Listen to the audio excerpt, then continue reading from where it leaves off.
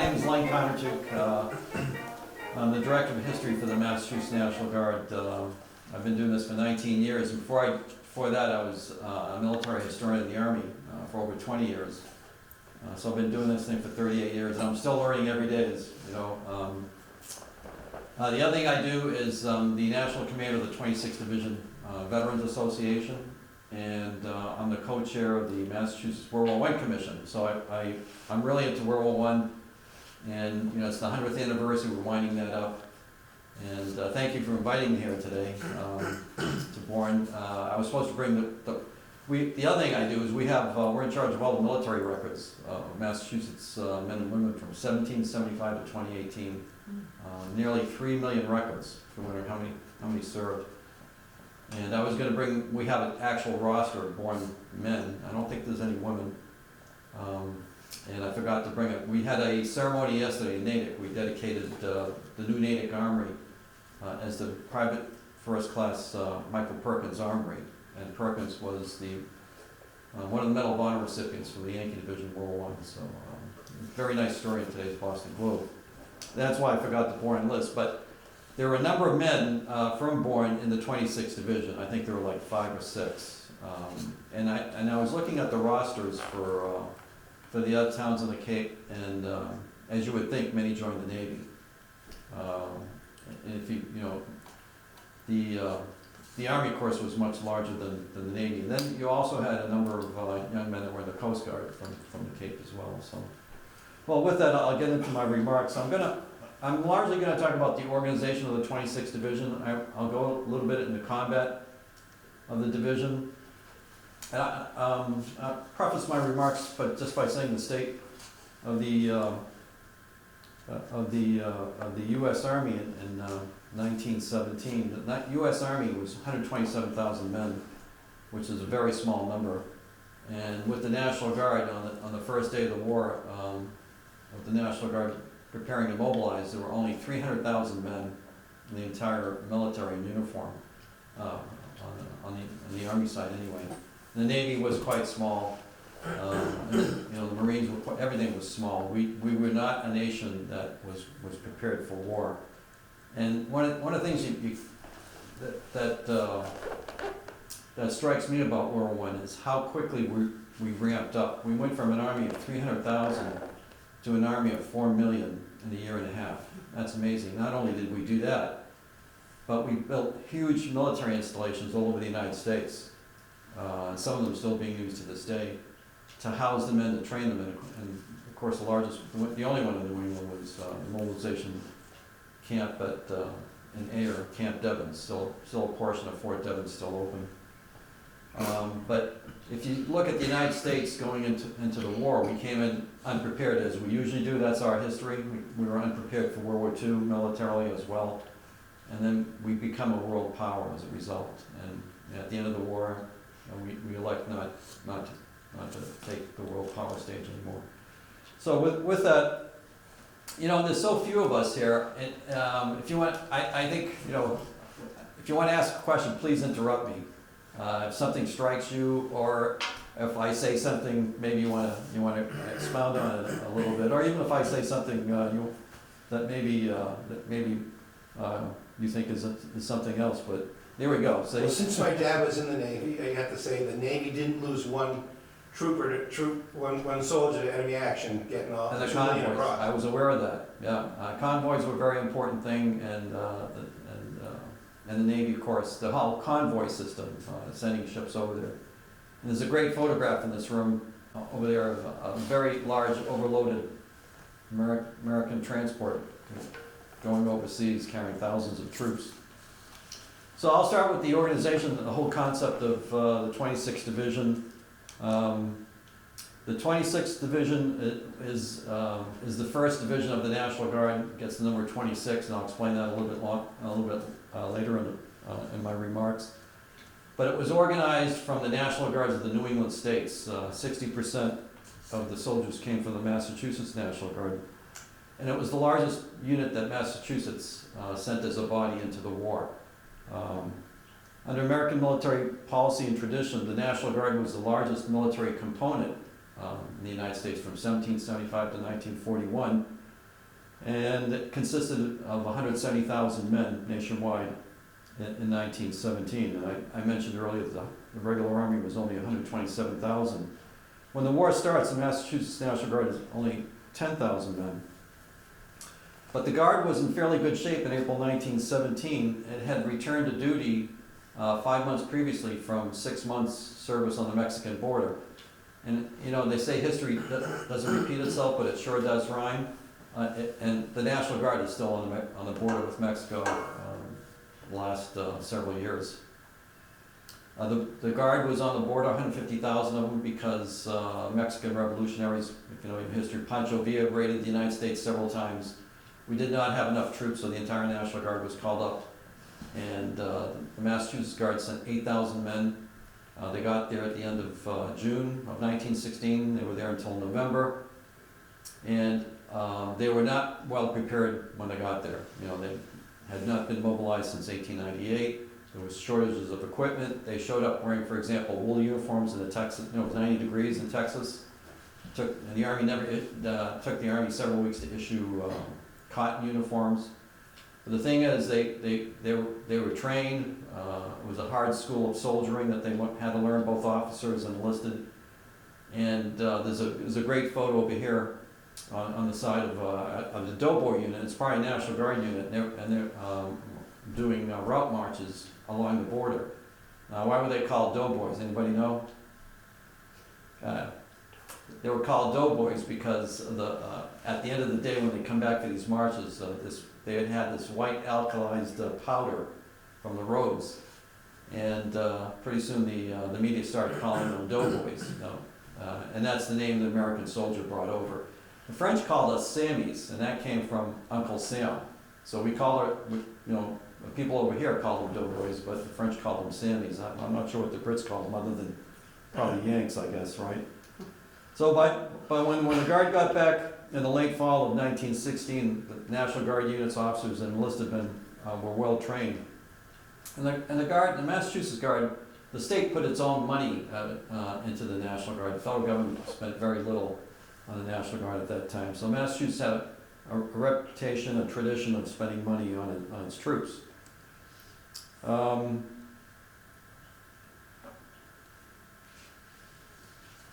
The service on the Mexican border contributed to the Guard's readiness in 1917.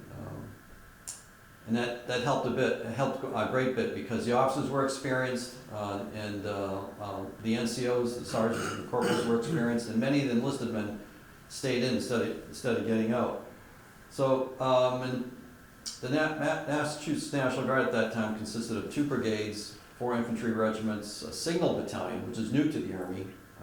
The Massachusetts National Guard had the 1st signal unit in the U.S. Army. We had the 1st medical units in the U.S. Army. So the Mass Guard has a history, also the oldest units in the Army, 1636. So the Mass Guard had some of these logistical and units that you need for modern warfare. It also had a Coast Artillery regiment. So in late March of 1917, President Wilson, knowing that he's going to declare war on Germany, and you know we all know the reason, but the kicker was the Zimmerman telegram, which is to my right over here. The Zimmerman telegram being a cable that was sent from the German Foreign Ministry to its ambassador in Mexico City, explaining that please ask Mexico if they declare war against the United States, they can have Texas and California back. And that was the last straw for President Wilson, who had run during the election previously on that he kept us out of war. Well, he declared war on April 6th, and the first units of the Massachusetts National Guard were already on duty, and they had been called up to guard defense infrastructure around the state. And a lot of this defense infrastructure wasn't that important. A lot of them ended up just guarding rail bridges all over the state, thinking that German saboteurs would take out these bridges. But nonetheless, they were out. And then on April 6th, as you know, the war was declared, and we had to scrounge up. We had to begin raising a large wartime army.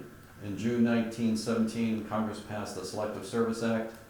And the first draftees in Massachusetts started being drafted in early September of 1917, going Camp Devens. One of the units that had been called up early was the 9th Infantry. It was made up of Irish-American men. Earlier we were talking about the 69th Infantry in New York. Massachusetts had a sister unit called the 9th, largely from Boston, South Boston. Yesterday we dedicated an armory in Natick to PFC Perkins, who had joined the 9th, served in the Mexican border. The 9th became the 101st Infantry. He was awarded the Medal of Honor posthumously for action during the Meuse-Argonne campaign. So we honored his memory yesterday, and his nephew was there, which was great.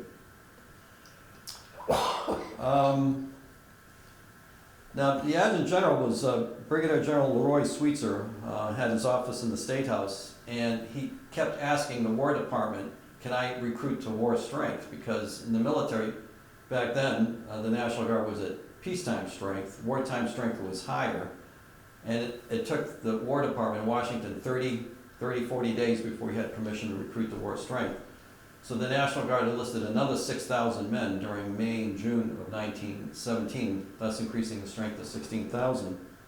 And at the same time, the National Guard and the Army was forming divisions. We had no divisions in the Army at that time. Now what's a division? It's larger than a regiment, larger than a brigade. It's a very large organization, which modern armies in World War I were using as their basic building block to fight the war. And so we had none. And the National Guard was organized into 16 regional divisions. The regular Army was authorized they went up as high as 6 divisions. The bulk of the Army, though, was going to be the draft Army, which was going to be made up of 40 divisions. And that took time to draft, recruit, and train, and equip. So it took nearly a year to get the draft Army for overseas as a result. So in Massachusetts, the armories were open every day from May, June, and early July. You wanted to go to war with your buddies. Then there were 90 armories in the state.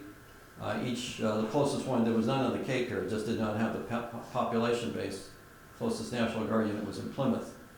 But you wanted to go to war with your hometown unit, and so recruiting was not an issue. And so the first people to enlist for the war were not joining the Army, though it was many, but most of them joined the local National Guard unit. That's not well known. So the orders were also issued in May to organize the 26th Division. It was going to be a regional division, as I mentioned, and a New England division made up of National Guard units from the New England states. And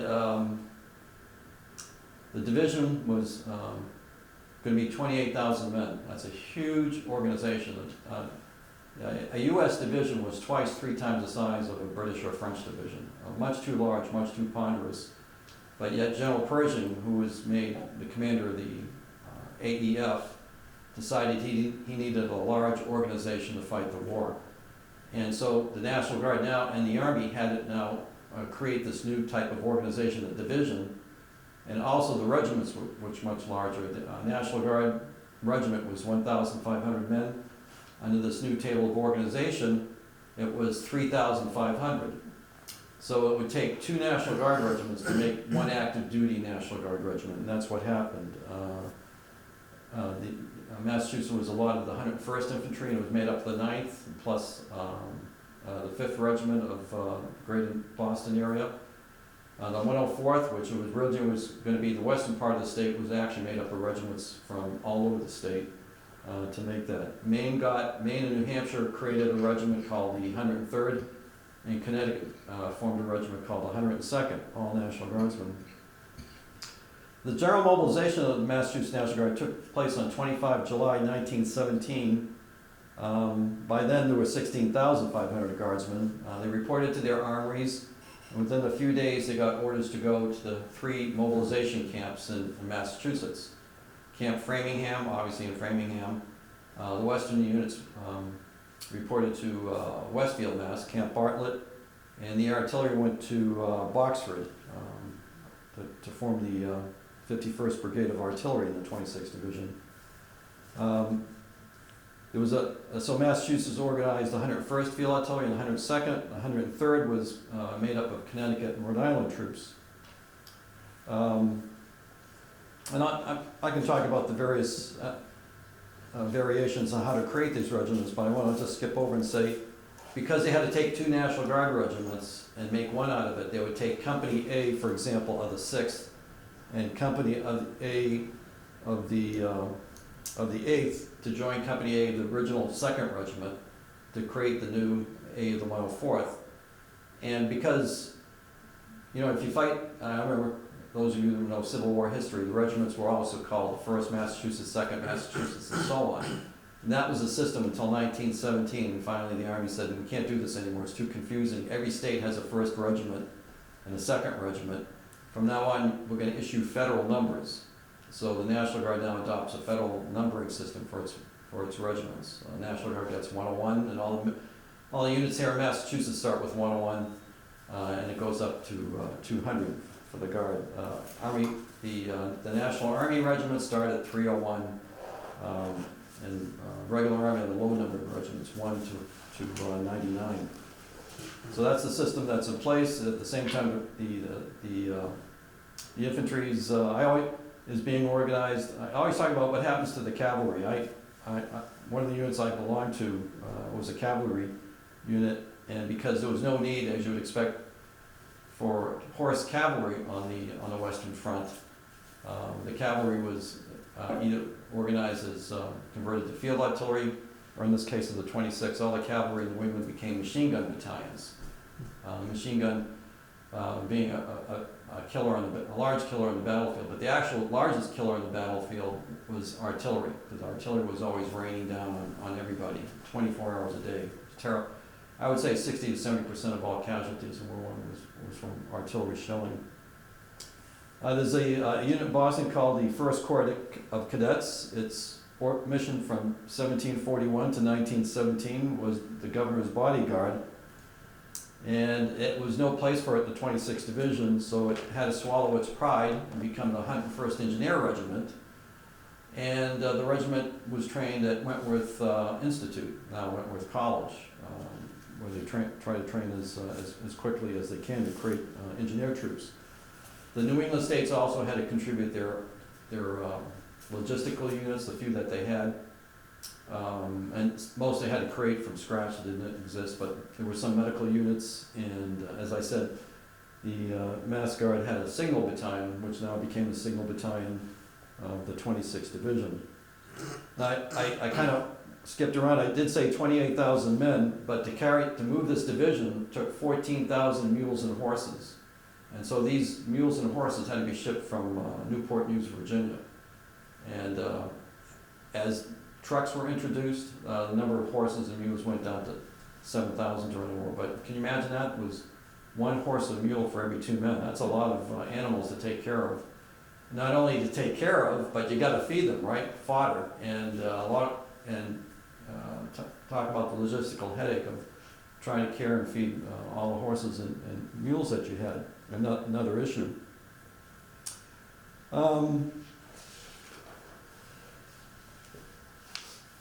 There was one unit, Massachusetts unit, that didn't get into the Yankee Division, and I'll talk about that, was Company L of the 6th Infantry. Company L was made up of African American young men in Boston, Cambridge. The unit had been organized in 1863 as the first African American unit in the militia. We know about the 54th Massachusetts, one of the first regiments of African American active duty troops. And this unit had been allowed to be in a white regiment for since then. And then the Army says, sorry, we're not going to accept any black troops for the Yankee Division. And so they were pulled out, and the National Guard formed its own black division called the 93rd, a number of African American units all over the United States. So they were not allowed to go into the Yankee Division, unfortunately, because of the way the Army was segregated. I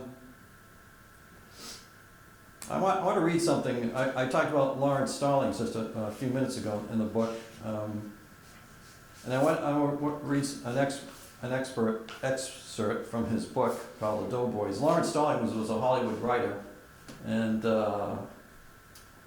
during the war he had been a lieutenant in the Marines, lost a leg in fact, and wrote a great history of the AEF in World War I, 1960s, and I think it still stands today as a great book. But it's a long page, but I think it's worth reading about the Yankee Division. He says it much better than I, because the Yankee Division had a lot of spirit. You see all this Yankee Division stuff? To this day, the Yankee Division Veterans Association, we're still proud of what the division accomplished, because the esprit still rings in our meetings 100 years later. And let me read this. England still grieved over its new civilian armies massacred in 1916 along the Somme, the flower of the British nation buried there in the mud. Youths had volunteered en masse from their local cricket clubs, from soccer fields, from friendly communities. The doughboys of the 26th Division resembled those armies in their composition and their village origin, but not in their lack of military experience. The sergeants among them had seen service for months on the Mexican border in 1916. The battalion commanders had fought in the Spanish-American War. Many of these companies represented the center of social life of New England towns, these cadres dating back in history to pre-revolutionary times. The trained bands of the colonial militia, the 1st Corps Cadets of the Massachusetts Bay Company, New Hampshire men with memories of Burgoyne's defeat by their forefathers, Vermonters whose forebears had been with the Green Mountain Boys, and had held the line at Gettysburg's first day, when Winfield Scott rode among the hill with a groin wound blooding in his saddle. There was father-son continuity in many platoons, companies, and battalions. I can give you one citation. Logan Airport's named after General Logan. His father, he commanded the 101st Infantry in the Yankee Division during World War I, and his father had commanded the regiment in the Spanish-American War. He himself was the youngest, probably the youngest sergeant major in the Army. And later on, his nephews commanded the 101st and commanded the 26th Division. So this father-son continuity, we still have that in the National Guard as well.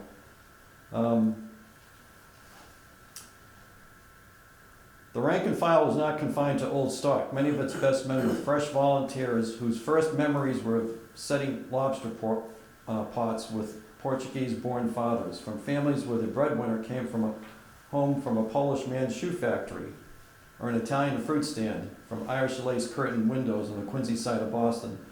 There was diversity among them, yet somehow they were made homogeneous by the strongest of all American influences, the New England town meeting.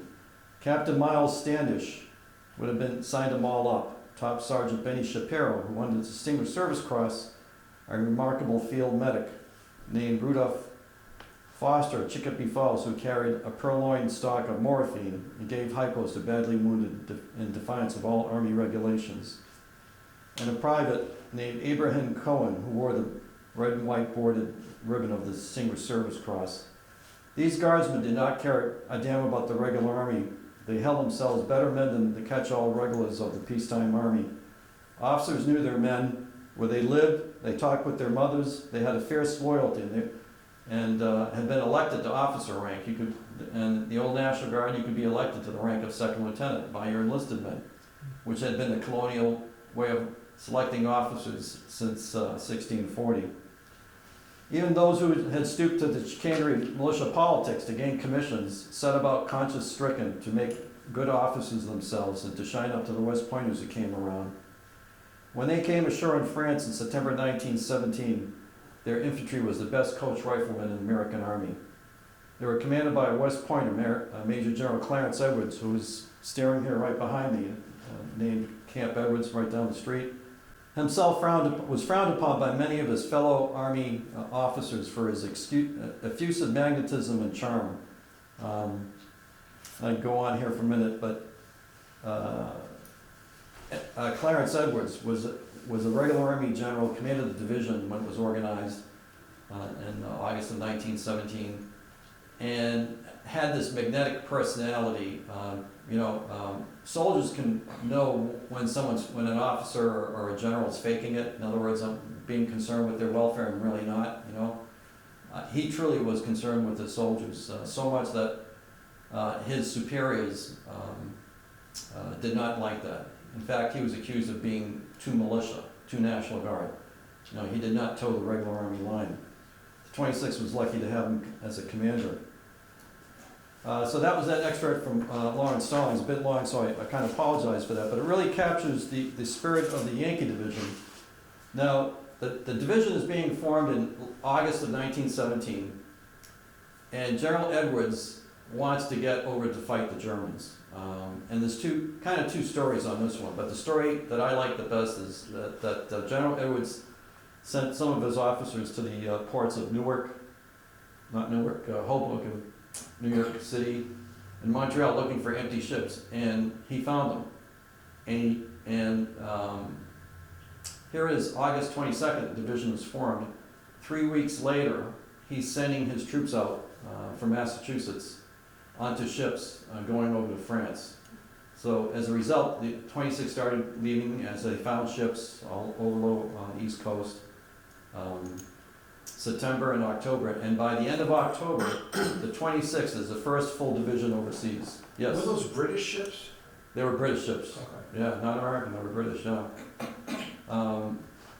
The first division of the regular army was supposed to be the first division over there. It had not existed, so the army was sending it over there as pieces, so the division really did not exist.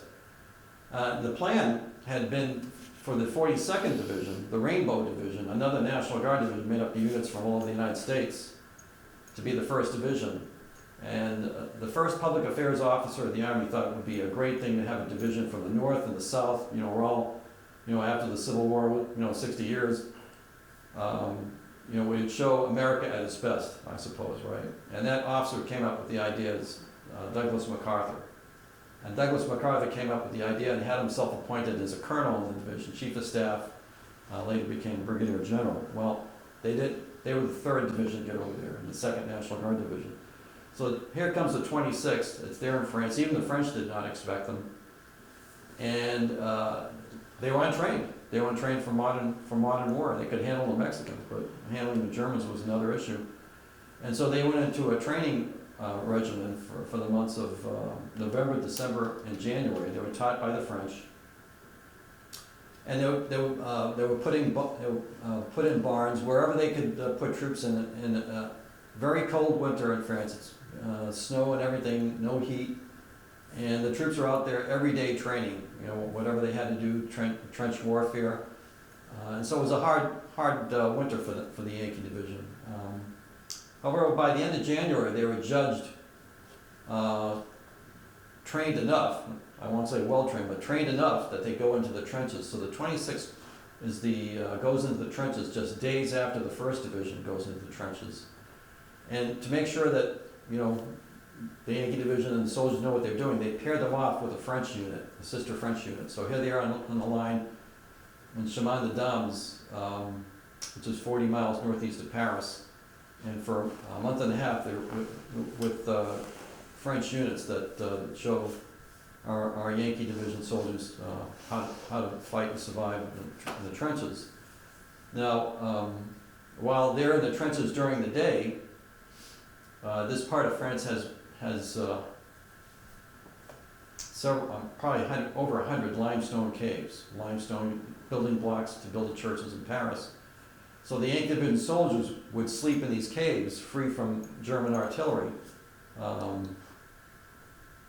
during the night, or they'd rotate units back and forth. And these caves were sealed for 100 years, and it's just getting publicity in the last couple of years that the Yankee Division soldiers that had been there had left all this graffiti. And they would take their bayonets and they would take their pencils and write in everybody's names, and some of this art was tremendous. Now, I spent a week in those caves for a documentary for the Smithsonian, and there's approximately 50 caves in this area. The largest one is almost 20 kilometers long, and this one particular cave is guarded by a local French unit, I shouldn't say unit, but a French association. And we had a ceremony there in July, and it's called the Yankee Division Caves to this day. And a small little town in France, and the entire village came out for the ceremony. 250 people came, and I thought to myself, this is really a great. And the soldiers that we brought from the current 26th Brigade were astounded by the warmth of the French people, and it's I got kind of a touch. We forget about World War I, you know, here in the United States, because it was such a short-lived thing for us, not for the French or the British. You know, when it comes for Armistice Day, or Remembrance Day, as they call it in Britain and Canada, it's a big event. But this entire French village came out and they paid homage to the Yankee Division of 100 years ago. They still remembered the Yankee Division soldiers. And to this day, French farmers are still picking up pieces of uniforms, buttons, rifles, equipment. I went to a barn.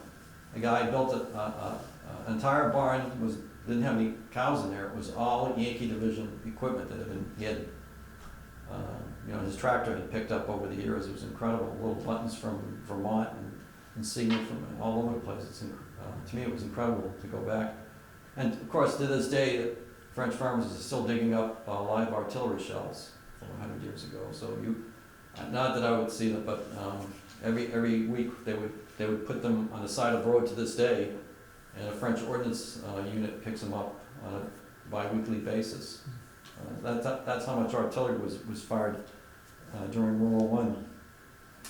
Some of the Yankee Division units came through England on their way to France. And you know the story. As the Yankee Division unit is coming down the gangway, there's a British colonel looking at them, and he's commenting, and he says, every one of these men would be an officer in the British Army. Now, why is that? Americans were much taller than the Brits and French. They were better fed. English, Scottish, British young men were not well fed, not well nourished, and they were stunted in growth. And so this was remarkable to see these young men from America coming from the gangways in Britain and on their way to France. I talked about the Yankee Division I talked about the Stallings. So I talked about going over ahead of time without permission, and General Edwards even was friends with General Pershing prior to the war, but now his General Pershing wearing 4 stars, and Edwards only wearing 2 as a division commander, so things are much different. He's not really your friend anymore with all those stars on his shoulder. And as a result, General Pershing and his staff start putting little black marks for General Edwards' conduct. And the first one was bringing his division over without full permission. And the second one, of course, is that he's too pro-National Guard with his units. And the idea was to strip out National Guard officers that were not performing well and put regular Army officers who wanted promotions in there, or maybe were better qualified. And that's what did happen in a number of cases during war, and that went on as well. Gerald, also Edwards had a propensity to talk about in open public, that within earshot, criticizing his superiors, which you never do in the military. You don't criticize your superior. You can criticize them to yourself, or maybe to a friend, a trusted friend, but not an open public, which he did. So there are a number of other things that Pershing did not dislike, and that ultimately ended in with the relief of Edwards almost at the end of the war, and he did go home as a result. There's this photograph of him, and he's wearing a black armband because his daughter was a civilian nurse in France that died of the flu, and there were 150,000 U.S. casualties in the war, and 80,000 were battlefield deaths, and the rest of young soldiers dying from disease, mostly the flu. We talked about the flu pandemic. It started actually, and this is kind of a Bourne connection here. It started in Camp Funston, Kansas, which is part of Fort Riley. The 89th Division, the 89th Division commander was a Bourne resident, Leonid Wood, Major General Leonid Wood. If you don't know who Leonid Wood was, commander of the Rough Riders during the Spanish-American War. He was a doctor. He decided not to be a doctor in the Army anymore. He became a line officer and was chief of staff of the Army just prior to the war. And he was not allowed to go overseas because he was a Republican. But that's where it starts, with Leonid Wood's command.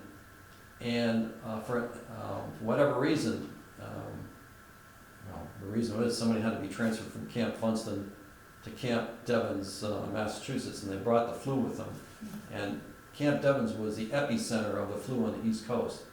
And it struck young men, and that's why some 75,000 American soldiers and sailors died from the flu, as many millions from all over the world.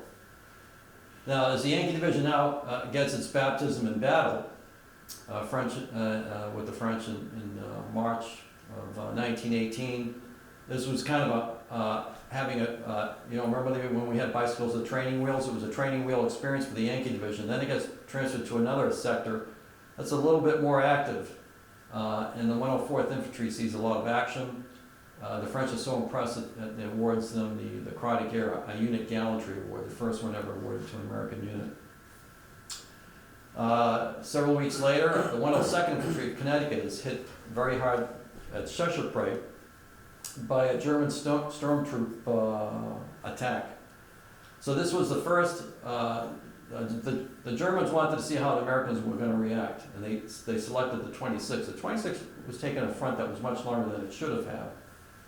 But the Germans had this new tactics, stormtroop tactics, where they would be a running fight. If there was something in their way, they would just bypass it. The idea was to hit the enemy hard, take them out, and then fall back, and that's what they did with the 102nd.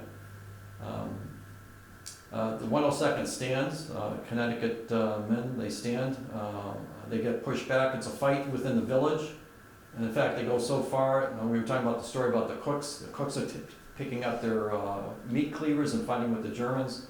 The Germans couldn't believe how hand-to-hand the Americans would fight, and they did. And they wouldn't surrender, even though some were captured, they had to surrender.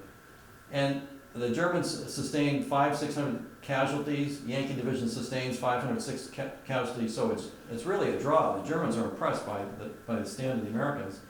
Nonetheless, it's reported to General Pershing, and he takes it as a great defeat of the American Army. He is humiliated and embarrassed.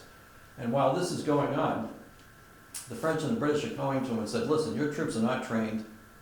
Break up your divisions and give them to us as replacements for our divisions." And Pershing's orders are to command an American army as an American army. He says, "No, I can't do that." And they keep pressing him. And while this is going on, the Germans are launching one of the largest offensives of the war, knowing that once full the American army gets to France, that's the end of the war for them. They're going to surrender. And so as a result, Pershing now turns over all his divisions to British and French command. It's not well known that Pershing does not command any American Army divisions until later in the war, until September. This is April, May, June. He turns over, and so American divisions are now commanded by French Corps commanders, by three-star generals, and British as well. Yes. Didn't he give the African American division? He did. Regiments. They weren't, even though it was supposed to be formed as divisions, the 92nd, 93rd, the black fighting regiments that came over, because the American officer corps was great. Many of them from the South did not like blacks, did not like black troops. So what they did is the French are asking for regiments. So some smart staff officer decides, wow, they want regiments? We'll give them regiments. So they transfer all the black troops to the French, and the French were happy to get them. The French treated them well. The French had their own black troops from Africa fighting in there as well. It's truly an international war. So, they did well. The 93rd fight. 93rd did well, and our boys from Boston, 372nd, also fought well, and were also awarded the Croix de Guerre. Kind of and that's the story of American society. Segregated army, segregated nation. We did not treat the black soldier well, but the French did. So the Yankee Division goes now. There's a great battle going on. This is end of June, early July. It's called the Champagne-Marne Offensive. The 2nd Division is a soldier of the French 2nd Division as you walked in. And I had the patch, or the Indian patch. The 3rd Division online of the regular army. And they're being, and it's a very difficult battle because the Germans are attacking, Americans are trying to hold. And the 26th Division comes in to relieve the 2nd Division first week of July. of 1918. Now, it's in heavy defensive operations. This is near the Chateau area, and it's called the Champagne-Marne campaign because it's in the Champagne area of France. And, you know, these guys didn't, the Germans might have been having some champagne, but certainly the Americans weren't. And so it was a difficult struggle, and finally the German offensive stops. The French and the Americans defeat them, or stop them. And at this point, the 26th Division has orders to attack. This is going to be the first American offensive of the war. American troops are going to attack for the first time. 26th Division, all 28,000 men are going to attack. It's big. So the 26th is the lead division in the new campaign called the Aisne-Marne offensive campaign. This is launched on 18 July 1918. A massive fight going in, and the Germans aren't giving anything up, and yet the Yankee division is fighting its way out. And I don't know if you remember, I said the National Guard had the largest number of, had 17 divisions, and they were among the first to get over there. This was largely a National Guard operation, fought by National Guard divisions, not very few regular Army divisions, and maybe one draftee division on the side. And so this campaign goes on for almost a month. And the Yankee division is, as I said, launches this attack, attacks for a week, and advances 9.5 miles, which is a huge, you know, generals are happy if they get half a mile in this war, but 9 miles, almost 10 miles is incredible, which they do. And finally, a week later, they're so exhausted they have to be relieved by the 42nd Rainbow Division that launches its attack, now continues that campaign. In that 1 week, the Yankee Division suffers 5,000 casualties, which is a great amount of men. The Yankee Division then falls back for a few weeks, and General Pershing now wants to launch his own offensive called the St. Mihiel Campaign.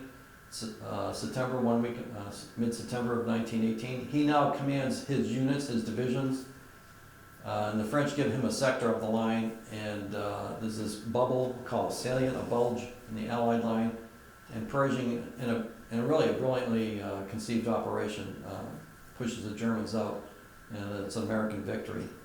Now the Yankee Division is part of that, plays an important part. It tries to close the loop to capture the Germans, and succeeds with almost beating the First Division to close that loop. So the Yankee Division does quite well there.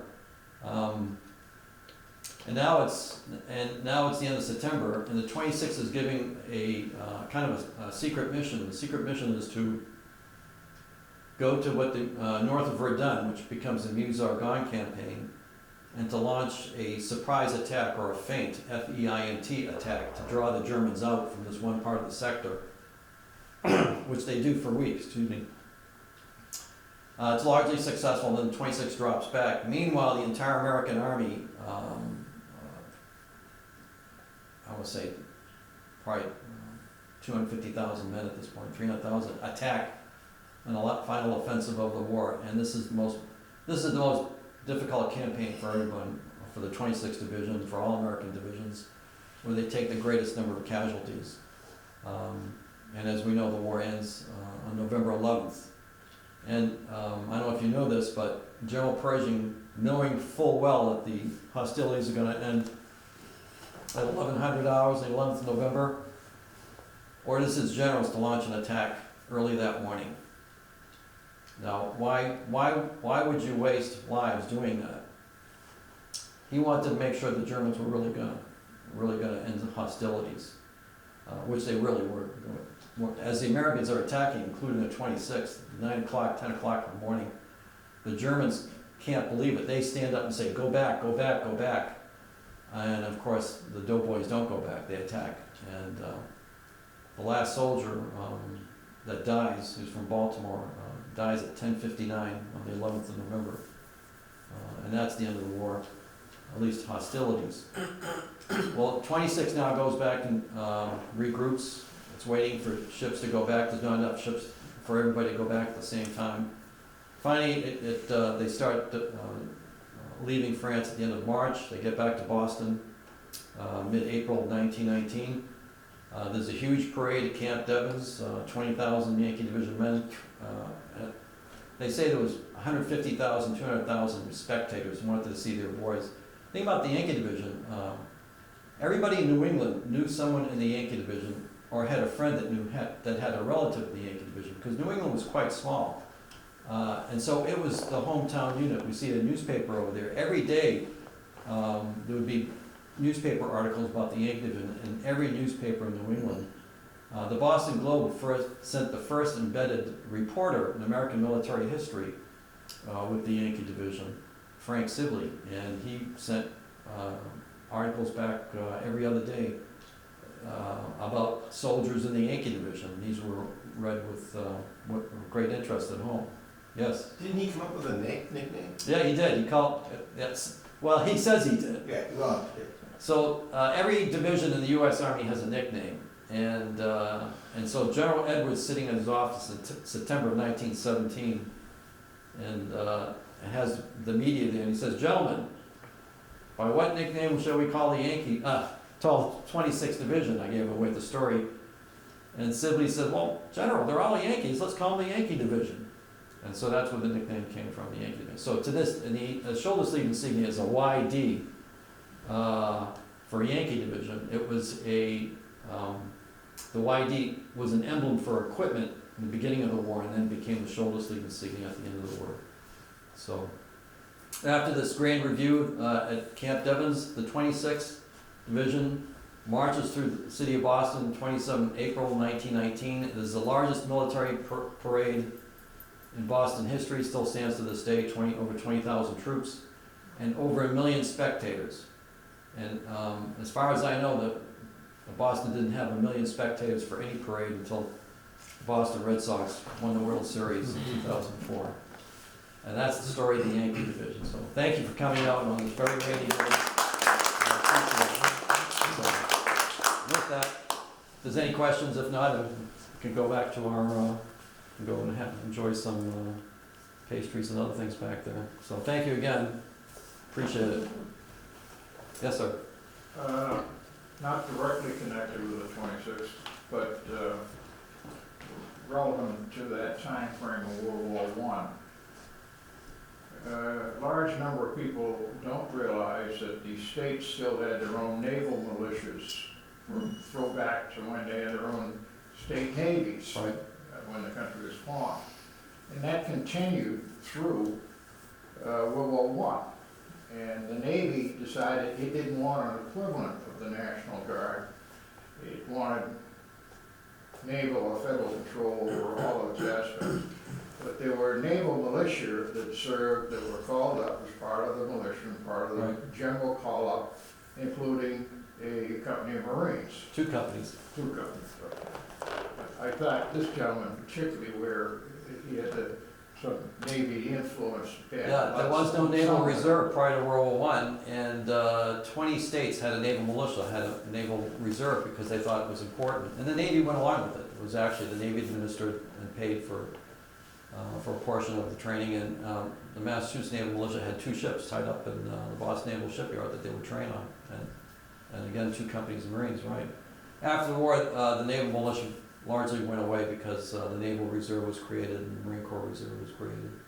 But yeah, and a lot of things happened during World War I that, that we kind of we don't we credit to World War I. And the thing we don't know, it was the first war that women could enlist in the military, not in large numbers. They were restricted. They could only be nurses in the Army or administrative personnel in the Navy, but that was a first. And of course, a large number of women in the factories. Massachusetts, the term arsenal of democracy, which Franklin Roosevelt coined, that was certainly the case in 1917. There were factories everywhere making all sorts of things for the military, going 24 hours. And women, they ran out of workers. Women had and that led to women getting the vote after the war. Were the Hello Girls, would they have handled the telephone switchboard system? Yeah, they were Army civilians that wore uniforms that manned the switchboards in Paris. There were several hundred of them. They were not considered military, but even though they wore uniforms, So, I always find it interesting that, when you move that many men, the logistics are quite interesting. And one of the things I remember is that somewhere, probably in Gettysburg, they were trying to get as much as 6,000 calories available to the soldiers every day so they could march as long as they could. And that's why I gave them hardtack and bacon. It was just fat, basically, and they got as many calories in as possible. In World War I, they still needed a high level of calories. they didn't always get them, because, you could not, the deal, what the commanders wanted was at least one hot meal a day for the frontline troops. And the company kitchens were to the rear, so how would you come up with hot? And so the Army invites, and you know about these, invents these called Mermite cans. It's a way to keep the food warm, these large Army cans that had to be manhandled through the trenches so that soldiers could get a meal. And the problem was, a lot of times they did not get those hot meals, especially in the attack. They didn't eat anything. We have records of Yankee Division units not eating anything for at least maybe 2 days. And that's an issue. You need water as well. And so there's a thing called iron rations. It's something that the soldier carries. If you have no other food, you have to eat that. So this minimum calories that you're talking about, not always met during World War I. They did not eat well. Once they got off the line, I should mention something else that kind of reminded me of, I teach military history at the Massachusetts Military Academy on weekends here at Camp Edwards. And I tell my soldiers, I say, of all the wars the United States fought in, the one you did not want to be in is World War I. Why is that? Because of the heavy shelling. We talk about there's a German machine gun right behind you. The machine gun fire was going all the time. Something else we don't think about, the Germans were flying aircraft, dropping bombs on the troops. And then poison gas, right? And the other thing we don't think of, the Germans invented poison gas. They invent the flamethrower to make it even worse, And here is a uniform over here in the corner. They wore the same uniform every day. You only got one uniform. It was a high choke wool uniform that you wore summer and winter. And the uniform was infested with lice. Okay, you were getting bit all the time. You take off the uniform, you're just full of bites. And then talk about the lack of food, the lack of sleep. During the spring, of course, and the fall, you have the heavy rains, and so they'd be standing up to their knees in mud, and the barbed wire and everything else going on in the trenches, and it was open battlefield because the artillery had destroyed all the trees. So when you went on the attack, there you are. The Germans could see you for miles. So it was a very difficult war. We were in combat for 9 months, but nine months of very difficult warfare. So yeah, it was a tough time to be a doughboy. So, yes. Footnote, the calorie things you're seeing on products, that was the 1940 revision of the calorie standards to keep a soldier active. And they haven't been modified a hell of a lot since 1940. Okay, interesting. When the National Guard needs a new training installation, Camp Devens was too small. It buys the land right across here, called Mass Military Reservation. It was purchased for the summer training of the 26th Division, which was reorganized after the war. And to this day, it's named Camp Edwards after General Edwards. So to this day, it's a major training installation, not only the Massachusetts Guard, but National Guard units from all over New England. So it's kind of a fitting tribute in a way that right here on Cape Cod and Bourne is Camp Edwards. So you're directly connected to World War I and General Edwards and the 26th Division. All right, thank you. So prepare, say a prayer, send the word to beware. We'll be over, we're coming over.